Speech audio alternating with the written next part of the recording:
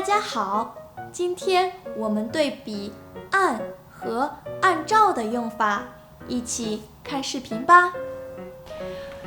李可，我们下周会放3天假，因为什么啊？因为下周一是中国的传统节日端午节，按照国家的规定，我们有3天假期。所以每年的6月14号是端午节。不，和春节、中秋节一样，端午节也是按中国的农历来的，每年农历的5月初5是端午节。哦，是这样，你能给我说说端午节吗？当然可以，端午节是为了纪念爱国诗人屈原，按照传统，我们会吃粽子，有的地方也会有划龙舟比赛。划龙舟比赛，今年会有吗？我很想去看看。去年比赛没有按时间举行，今年按照新闻上说的，会在6月14号举行，到时候我们一起去看看吧。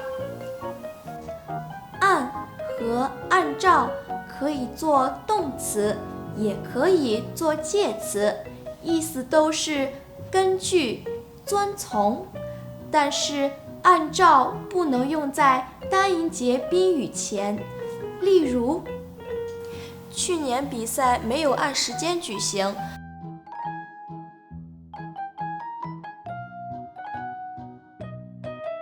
端午节也是按中国的农历来的，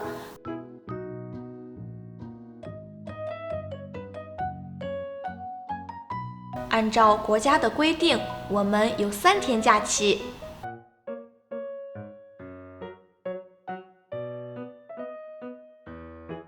按照传统，我们会吃粽子。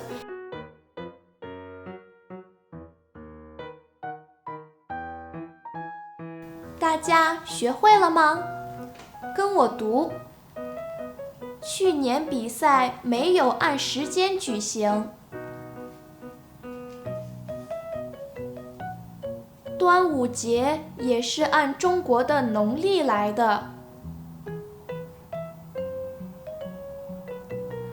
按照国家的规定，我们有3天假期。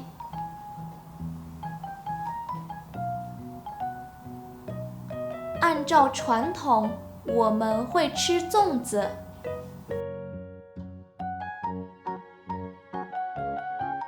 我觉得下周一我们早点去看比赛吧，你觉得怎么样？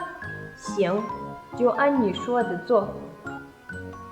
再见了。